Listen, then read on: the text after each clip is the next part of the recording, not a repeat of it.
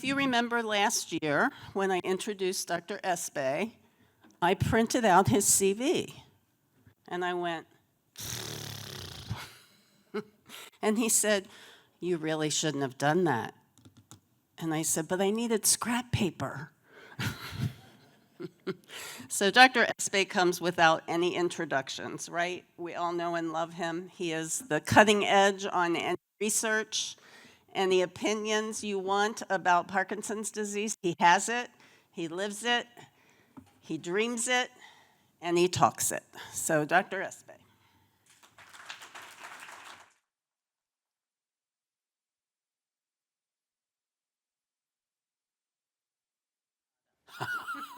Do I have my clicker over here? Oh, I don't know, do you? I don't have a clicker. Maybe, do I have a clicker? Shortly. All right. I will have it shortly. Okay.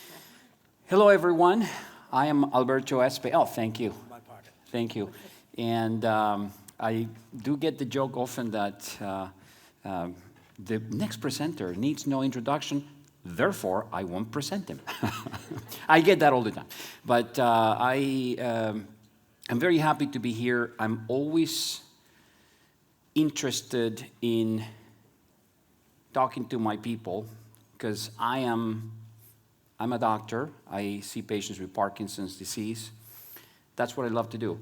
And one major reason to be together and for you to know how interested I am in talking about this and communicating is because when I speak to colleagues elsewhere, it is about a debate of ideas. And that is okay. But it doesn't feel urgent. It doesn't feel personal. But when I talk to people connected to Parkinson at a personal level, then it does. And so what I want to present to you is the idea of Parkinson's, how we, people like me and my forebears, came up to call this thing Parkinson's, and why it is that while helpful a century ago, it really isn't quite as helpful for what we want. We want cures, plural, and I'll explain to you what that means. So, just to introduce this topic, I want to tell you that you have a lot more power in shaping what we do than you perhaps give yourself credit for. Whereas I can say a lot, but I have to admit that outside of the box ideas don't tend to get into the box very easily unless there is pressure from the outside. Unless people like you say, wait a minute, what are you doing? And you have to ask the question, what are you doing? And why you are doing it. So my disclosures are here. I am connected to a number of companies in the space of therapeutics, but none of this theme here today is relevant to the affiliations I have. The first scientist that worked on what we call the Parkinson's protein was Bob Burke. Synuclein, or alpha-synuclein as we know it today, was never, ever taken seriously until Bob Burke at Columbia University in models that today might be thought of as somewhat obsolete, determined that no matter how he was looking at this, under forces that would make cells die, the surviving cells, apoptosis is a term for the forces that make cells die, would overexpress synuclein. Cells destined to survive must express synuclein. That is what in 1999 we learned. And in fact, it had been seen earlier that the idea of Parkinson's came from an autopsy. If somebody that had symptoms of Parkinson's during life dies and the brain is examined, we can see Lewy bodies in the brain. Imagine you're positioning yourselves in a forensic manner. You are seeing the proverbial crime scene of a brain autopsy, and there are these clumps there that in any other forensic story would be the bloody corpses, the victims. But somehow, at that point, we said, this is the hallmark of Parkinson's, and along the way became the cause. Trouble is, of course, that for a long time, we had seen that most people with the Parkinson's protein, synuclein, with Lewy bodies, die without Parkinson's than people with Lewy bodies and Parkinson's. So there are 10 times as many people with Lewy bodies in their brain dying with no history of neurological symptoms, much less anything that we would call Parkinson's. But what happened in 2003? In 2003, we shifted from a neuroprotective role for synuclein to a neurotoxic role because we had this most beautiful first staging system. Today I'm talking about the staging system that we're replacing this one with. And I'm gonna hopefully convince you that while logical, it isn't true. That there isn't a staging system for everyone with Parkinson's. But this came, and I show you the pictures of that paper. The pictures were beautiful. They are showing things moving from one region of the brain to another. And we fall like suckers for any research article with pretty pictures. So this one had the prettiest pictures. Now, 13,000 citations makes this the most cited paper in the field of Parkinson's. This is it. If you ever think which is the most influential paper in Parkinson's, this is it. When I have a paper that's cited 100 times, I'm very happy. 200 is a blockbuster. This is many orders of magnitude above it. This is what has guided every research since. So it's interesting to know how this came about. This came about because the neuropathologists, the people that examine the brains in Germany, a group from Heiko Brack and colleagues, had at their disposal in their brain bank 41 brains of people who had Parkinson's, history of Parkinson's, and 69 brains of people with the Parkinson's brain, but without history of Parkinson's, which, by the way, is the story of every brain bank on the planet. Most Lewy body-filled brains come from people with no history of Parkinson's. It's what Andrew Lees, a colleague from Queen Square in England, has said many times. Say, open, dirty secret nobody's looking into. How could it be that these Lewy bodies are more common in people without Parkinson's than people with Parkinson's? At any rate, what he did and his colleagues is to put this brain and stage them from least to most staining for Lewy bodies. And in doing so, they saw a pattern, as if they could put these brains all into a single staging story, whereby the Lewy bodies move from one region to another, thus creating a unifying staging system for Parkinson's. By saying move, we change entirely the whole thing about where this data came from. This was static data made dynamic, convergent, unifying. You could argue logical. But the analogy is no different to me showing you this. Most of you immediately know this is a window on a cold winter day that has snowflakes growing. And let's say that you don't really know that, but I'm going to tell you that I see how this happened. This happened by the movement, active, from this region to that region to this other region. That's exactly what happened. And I sound authoritative, so therefore you believe me. That is pareidolia. Pareidolia is when you look at the clouds and you see an elephant, same idea. Pareidolia is what Heiko Brack and colleagues committed. How do we know that? We know that because here are the two things. So if you have a staging system and you think the higher the staging in the upper graph, the older people should be, right? The older we are, the higher the staging. That makes sense. So that would be a linear relationship. That's the upper graph here.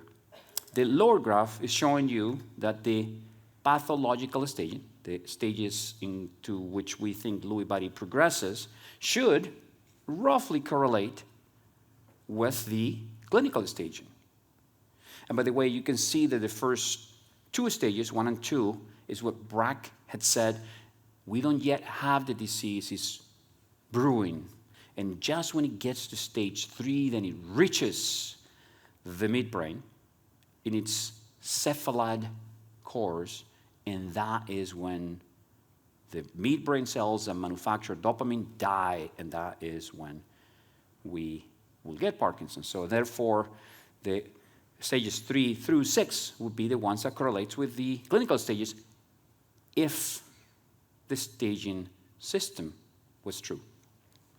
From the data of Brack and colleagues, this was not the case. There was no correlation between aging and the Parkinson's staging, and if anything, a non-statistical inverse correlation between the pathological staging, the Lewy body staging, and the clinical staging. By 2011, there have been many other studies that had shown that there was very little that we can make out of where and how much the brain contains in terms of Lewy bodies and what you would have seen. But I think this one is a very important one. I think just because it's so simple. In the horizontal bar, you see the number of Lewy bodies, LBs, Lewy bodies in the substantia nigra. In the vertical bar, you see the number of neurons in that region. If the Lewy bodies were the cause of Parkinson's, as we've come to believe, you would expect that the more the Lewy bodies in that region, the fewer neurons would remain. The story is complicated because, in fact, it shows us the exact opposite. That the more of the Lewy bodies, the more neurons survive. It is as if we are back in 1999 with Bob Burke, when he said to us, neurons destined to survive must express synuclein. And when synuclein is overexpressed by biophysics, it also tends to precipitate into Lewy bodies. And that's why Lewy body formation is in fact a reactive, defensive strategy that the brain mounts against a variety of different things, but not the vehicle of toxicity.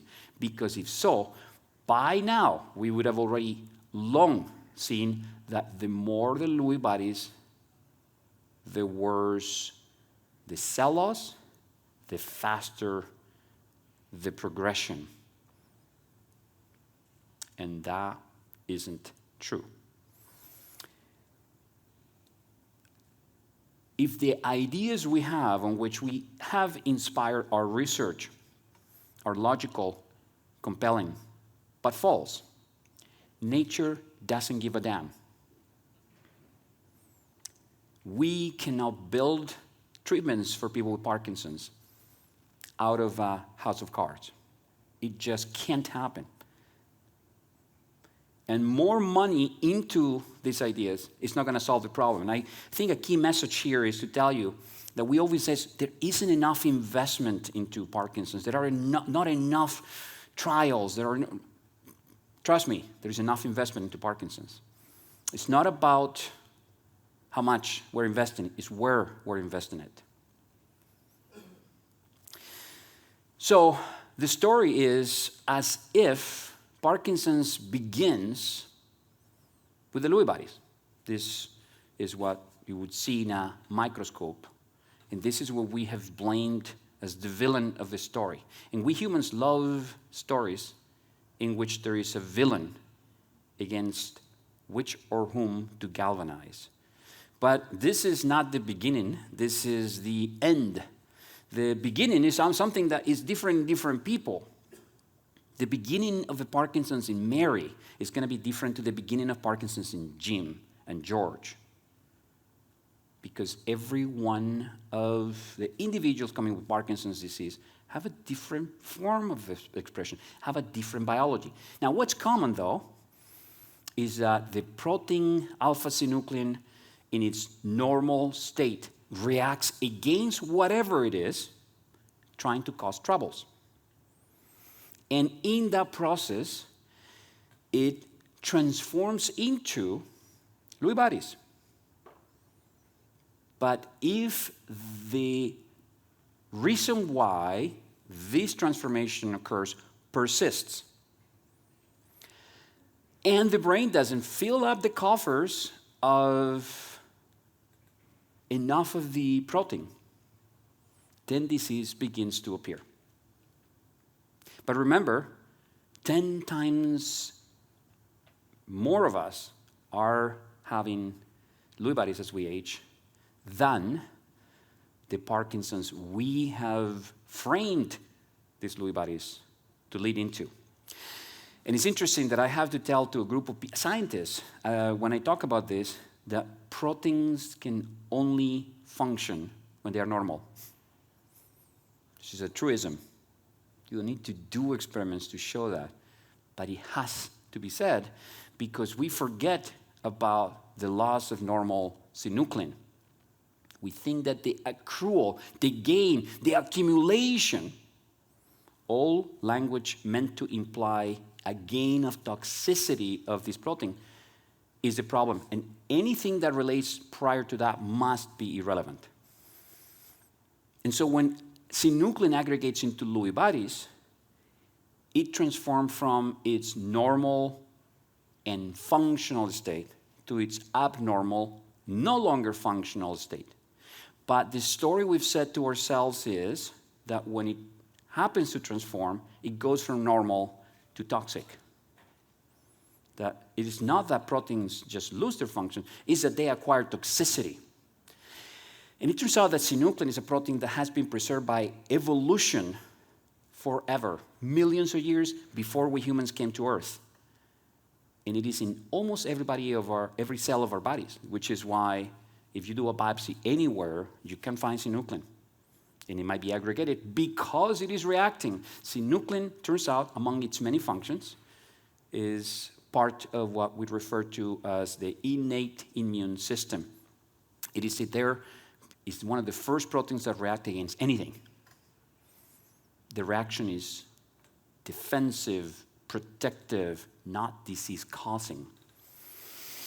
So essentially, we have here the normal protein, synuclein, that transforms into Lewy pathology.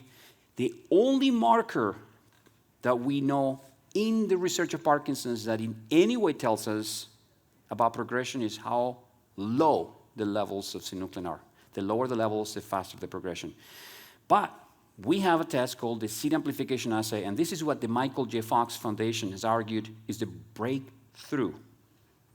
After millions of dollars invested into the Parkinson's Progression Markers Initiative, or PPMI, to demonstrate that this money is being brought to the best use, we have a test that identifies the presence of Lewy bodies in the spinal fluid. And if that test is positive, we say, we have defined Parkinson's biologically. And it's one of the most dangerous ideas out there, because I've told you, more of us, many more of us, will have the Parkinson's pathology, the Lewy bodies, as a reaction against a variety of different things, but very few of us will have Parkinson's. When we have a compensation strategy, which ends up creating a marker, the Lewy bodies, that compensation could fail. It doesn't mean that all along that was not a compensation, that was a toxic reaction by our own bodies. And think about it for a minute. If synuclein is everywhere in our bodies, evolutionary forces render it redundant. We have alpha-synuclein, beta-synuclein, gamma-synuclein.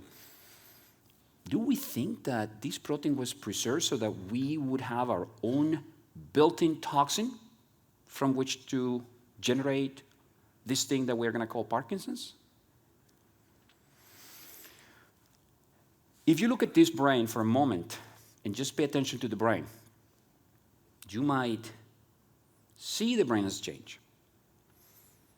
But you might also have failed to have seen that what has changed around the brain is different. And that's because, yes, the brain changed because it went from low levels of abnormal, pathological, crystallized synuclein to high levels. I say the word crystals because the process of transition that we have is a process that is exactly the same in terms of physics as the crystallization of water into ice. In the case of proteins, we refer to it as polymerization. But what happened is that when we change from water to ice, we have more ice, we have less water. When we go from normal synuclein, because it precipitates into Lewy bodies, we have less normal synuclein, unless we replenish it in some way. So this is no different to what you're seeing here. A bottle of milk, and as you can tell, it's gone bad. You recognize this is a transformation of proteins from its normal, soluble, functional state to a state that we refer to as an amyloid state. It's a very clumped up state called cross beta. It's insoluble, meaning that it might no longer be something we could pick up in a spinal fluid analysis if we were to measure that there. And it's non-functional because you know that milk you'll never drink. You could make the curdles a little less curdly. That's a hard one for me. But you know that the process is largely irreversible. In Lewy bodies are essentially the amyloid state of the normal protein, alpha-synuclein. So I've shown you this, and I just want to tell you that what we've operated under is under one-sided story. We forget that synuclein comes from lower synuclein. So essentially, if I said to you that normal synuclein goes into pathological synuclein, which we call Lewy bodies, and the more of this, the less of the normal protein you have. But if I were not to tell you the story with this other side, and this looks back, this looks like accumulation. And in old textbooks of neurology, Parkinson's is defined as a motor disorder caused by the accumulation of alpha-synuclein into Lewy bodies. That's how we grow into becoming experts in Parkinson's disease. That's the indoctrination we receive. Trouble is that the data doesn't tell us that is what happens. And if that story is false, but it is the one on which we put every money for research, nothing good will happen. Money does not turn bad ideas into good ones, no matter how much of it you put into it. So the test we have is the test of whether or not there is pathology. It's called the alpha-synuclein seed amplification assay. There is a company, Syntap is a test company that does this, essentially has shown that this is a good test. It really is a good test to identify whether or not there is in the tissue you're testing synuclein in an aggregated test, in an aggregated fashion. The seeds is the name of the protein in its clumped up state. And if you have a lot of concentration in the tube, you make that precipitation more likely. So you are facilitating, the test call it amplifying, the sensitivity to detecting the presence of it. And it shows into this graph because there is a fluorescence dye. But you need that concentration because under low concentration, it doesn't matter whether or not that tissue we're testing would have aggregated synuclein. It would not pick it up. So that curve will be flat. I'm showing you this because in the spinal fluid of us humans, the concentration of this protein is measured in a unit called picomolar, picograms per milliliter. Picomolar is very low. And when we have Parkinson's, that concentration goes lower yet. In the laboratory, however, we increase that concentration 1 million-fold. We go from picomolar to millimolar, and that is a lot of a concentration increase. That creates the physical conditions that render the vulnerability of the test high to detect whether or not there is an aggregated synuclein, so that then it precipitates and the precipitation is detected by this test. But if you have a positive test, you're saying yes to the question, is this specimen I am testing containing Lewy bodies? Yes or no, that's it. It doesn't tell you about what we've been told it would, that it tells us about the way Parkinson's came about. We say, in fact, if somebody has a positive seeding test, that someone is seeding synuclein in their brains. And that sounds really bad. Our synuclein is seeding itself. Seeding implies in the language that we use that there is an expansion of synuclein and is infecting other parts of the brain. In fact, the term prion-like is attributed to the spread of synuclein as if it were a very active process, and it is not active, it's crystallization. Entirely dependent on the conditions in which this happens. Nothing to do with how many amino acids alpha-synuclein has or how its tridimensional structure becomes once it clumps up. All to do with 4 ingredients: pH, temperature, concentration, and what we call a catalyst, which would be in this case the seed. This is adding something that then sets the cascade off. We say in biophysics principles, it lowers the thermodynamic barrier for the precipitation to occur. So a positive alpha-synuclein seed amplification assay is actually quite good in people who have symptoms. In people who have symptoms of Parkinson's, this will be often positive. It has a high sensitivity and specificity to confirm the clinical diagnosis. But it doesn't replace it. Because if you do this in the population level, now the sensitivity and specificity and the predictive value, the ability for that positive test to predict that it will lead to Parkinson's, drops substantially. Because it's a yes-no answer to the question, it's a binary output test. It doesn't discriminate whether it's a kind of Parkinson's that's motor versus no motor, with this dimensional dementia, etc. It doesn't quantify how much of the Lewy bodies there are, much less how much less of the normal synuclein there remains in the tissue. So therefore, it doesn't correlate with the severity of disease of anyone. It doesn't correlate with the rate of progression of anyone.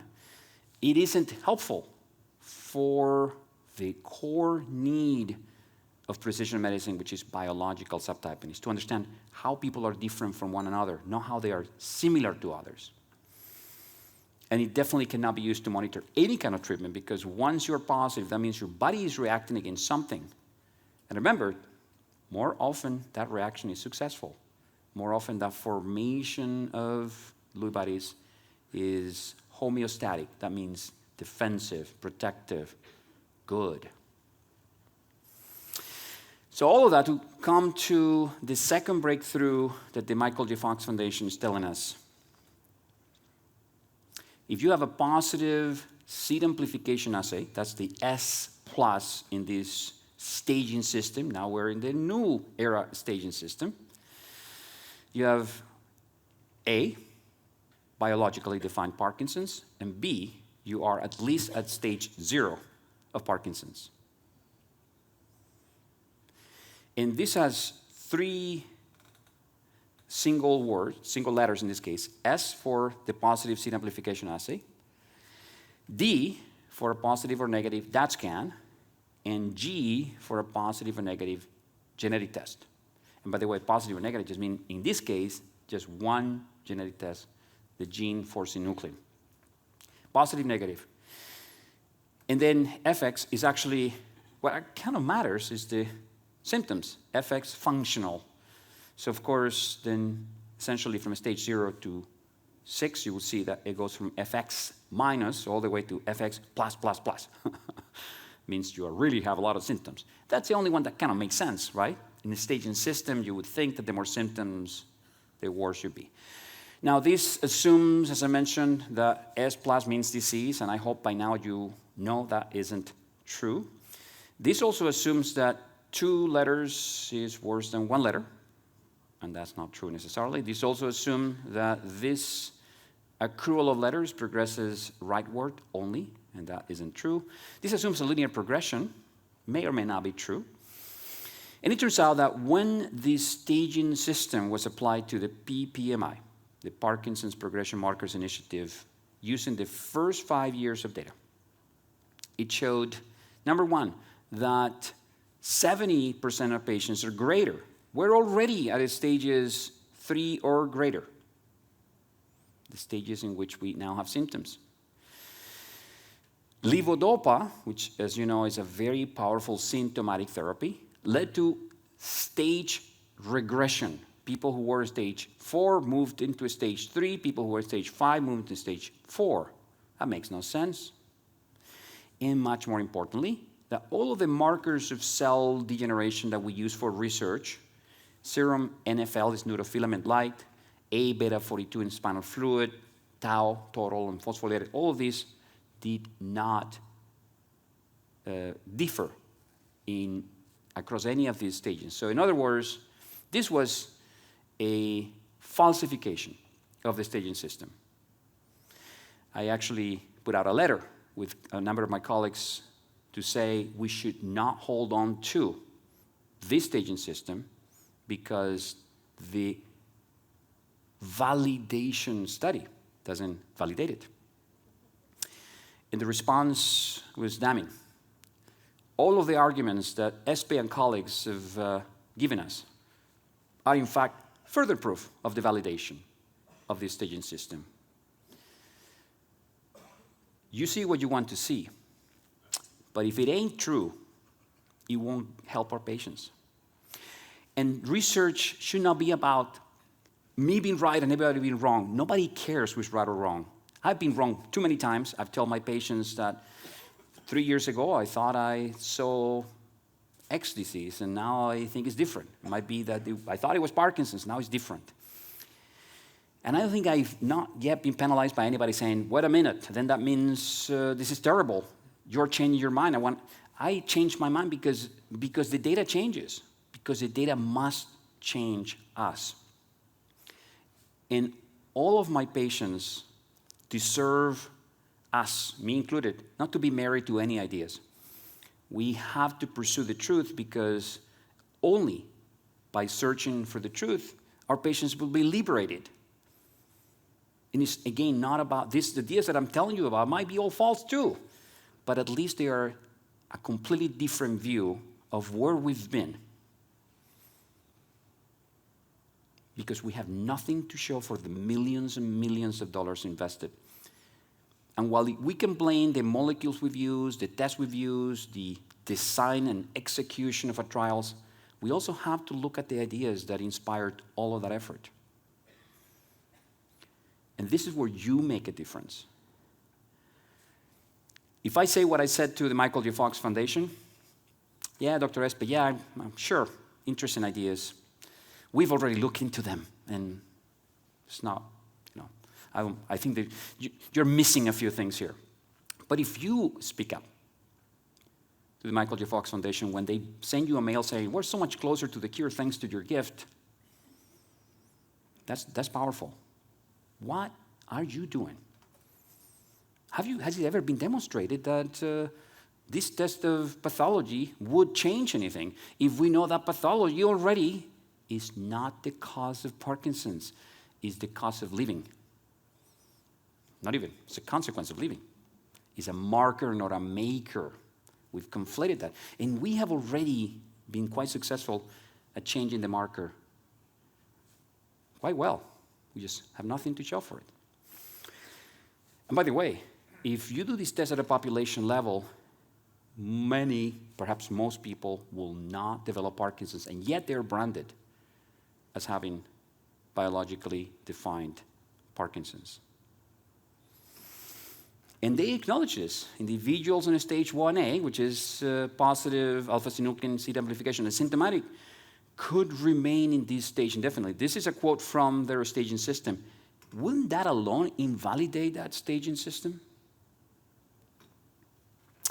I just wanted to end with the idea that, honestly, the main finding from the PPMI, and I thank the Michael J. Fox Foundation for this and many other things, because the data from the PPMI has helped us look at things and realize we have to change.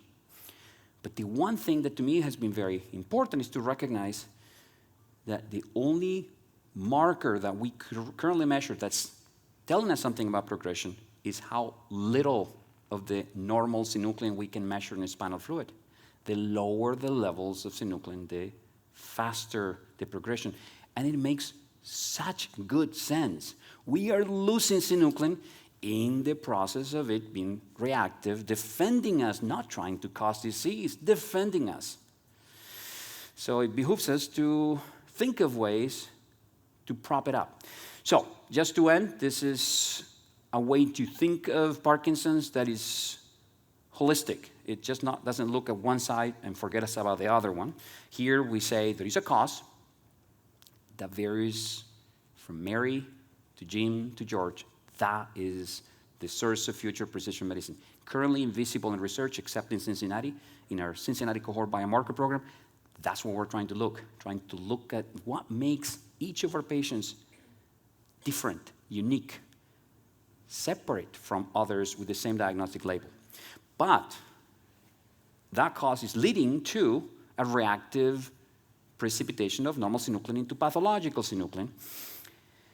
And the consequence, of course, is just the Lewy bodies. As you can imagine, there is a period of loss that is compensated, meaning we can afford to lose a certain level of the protein.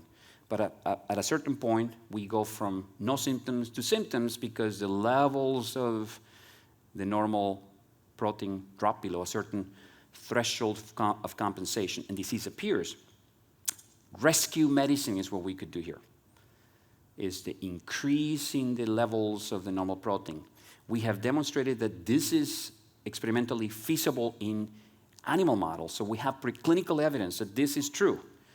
And that doesn't require from us to know how you're different to each other. This is still allowing us lumping.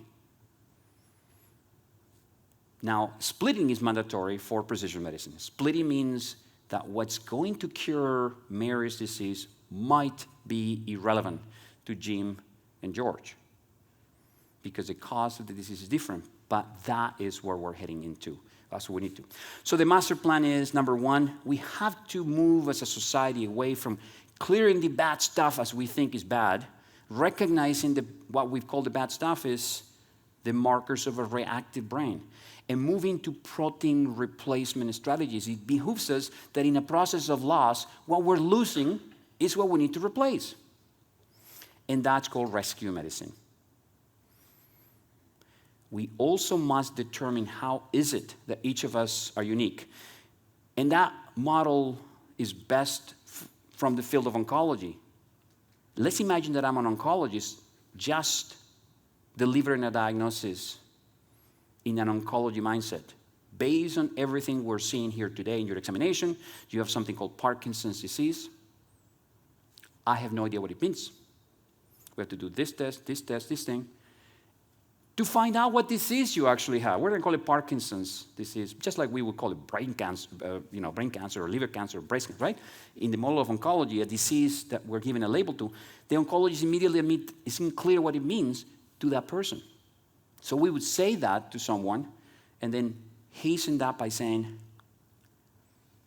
meanwhile, there is levodopa to make you feel better, because levodopa replaces dopamine, but it doesn't change what is causing the reason why dopamine is low. And then, and this is very important, that in any future trial of putative disease-modifying or neuroprotective interventions, we must match the molecule's mechanism of action to the individual's most likely to biologically benefit. That's what is done in every other field of medicine. It's not that you get the mice experiments showing that a molecule has cured Parkinson's in mice and you say, oh, now we need to give it to people with Parkinson's.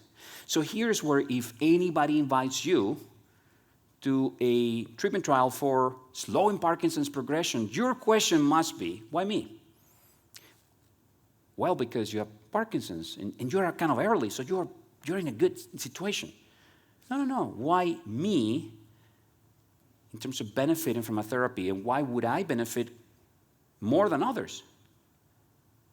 Biologically, the success can only happen if you're matching the molecule action, the biological change, to the biological subtype of individuals. That's what other fields of medicine have done. First successes in precision medicine will be small.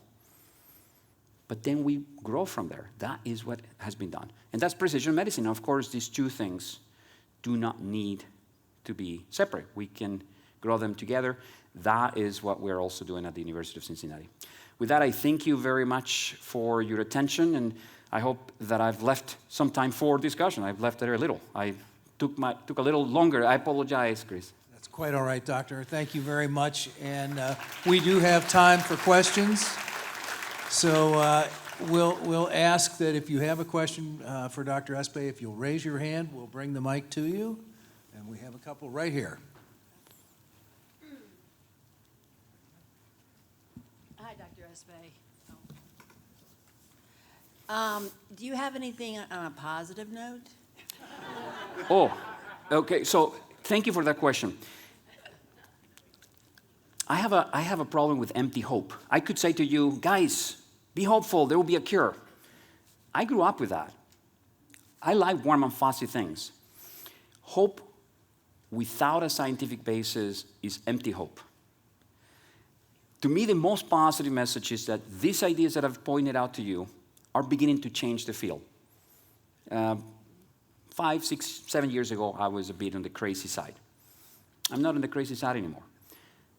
What's going to give us hope is to determine that we've done quite well in testing our ideas, and the ideas that we've tested are logical, but now we know they're false. We need to move away from them. We have ideas that are alternative, and we can test them. We can falsify them too, but we must move to other ideas. And we are going to have we're working intensively with the FDA at the moment to work on a protein replacement strategy for the first time, first ever in the world, at the University of Cincinnati, beginning in the summer. And I'm very happy that Pat and Mike have, in fact, contributed substantially to that effort. This is not an idea that would be funded. By the way, we go to review boards of the NIH or foundations, and they say, it is crazy. Are you telling us to give people more of the protein we know is toxic? It is like giving them gas to the fire, right? Because we already know what Parkinson's is. And the concept of Parkinson's is over a century old. We have to change it. We have to admit that that thing that I call Parkinson's, just because I'm an expert, doesn't make me an arbiter of biology. I'm just saying, you're checking all the boxes that I'm instructed to check. So yeah, you have Parkinson's, but let's be honest, we don't know what it is. That's why when you have come to the University of Cincinnati, nobody's saying to you, well, you have Parkinson's and you are in stage 2, right? No, we don't need staging because everybody's different, and there are many people that refuse to move from one stage to another, despite the fact that we know this is a single disease and staging should be equal to everyone. Yes, so what you can do, and the reason I'm very motivated to speak here and to speak in patient groups is because you have a lot more power than I do, and I mean it. These ideas that I have could be just from a bit of a crazy scientist. Thank you. I was trying not to say that, but I guess might as well say it. Absolutely, yes. Whereas, and you know, to us in the field, this is a debate of ideas. It's intellectually stimulating. To you is a level beyond it. To you is about, right?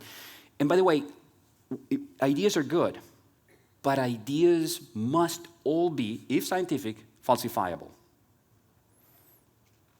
We are the field with the lowest rate of hypothesis falsification in medicine.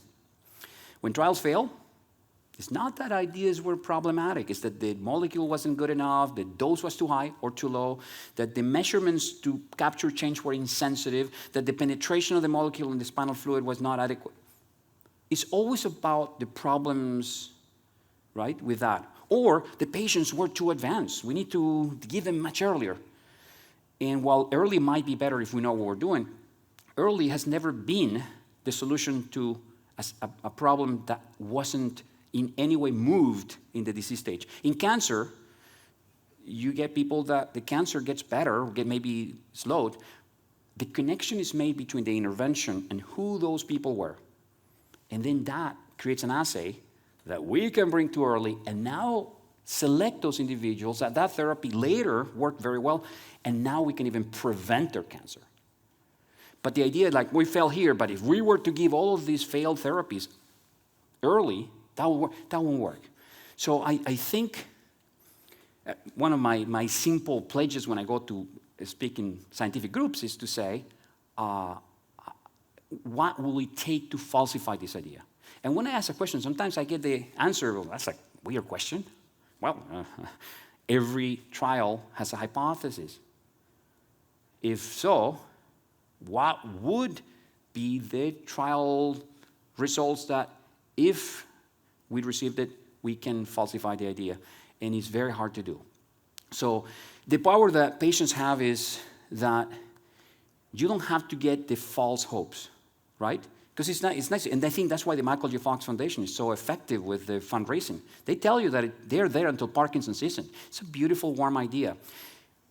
The success in cancer research came when they abandoned the idea of curing cancer. But look at the cures that have occurred.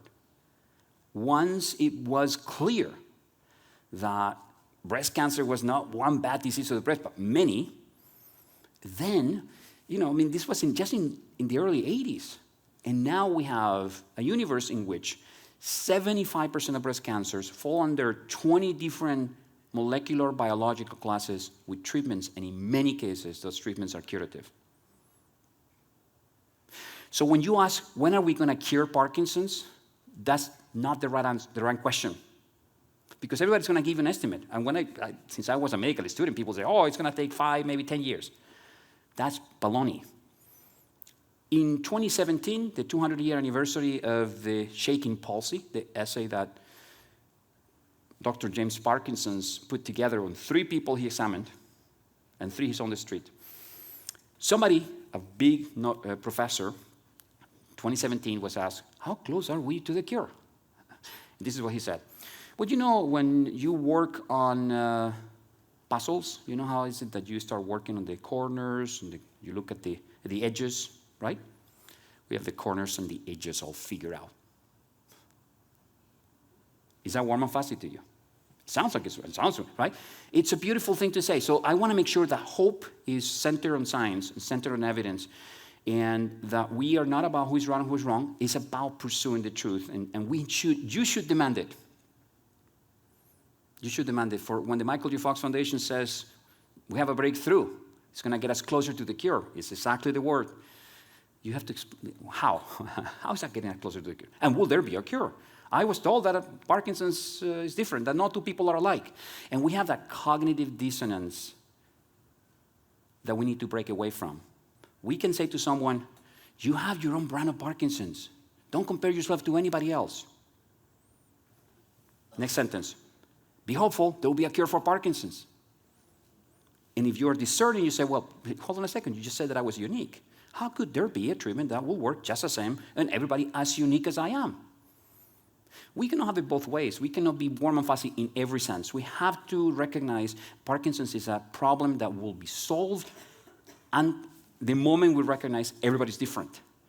But there are things that are common, and protein replacement, to me, in terms of the things that can happen soon, is very helpful.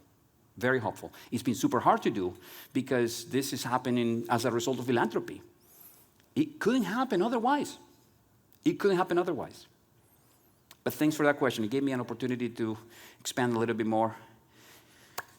There were other questions. I will have no time. I'm told we have no time. I apologize. I overextended. But I'm an email away. I'm pretty responsive to email. If you ask me a question that's relatively easy to answer without an essay, I'm happy to answer. Thanks, everyone. Thank you, Doctor.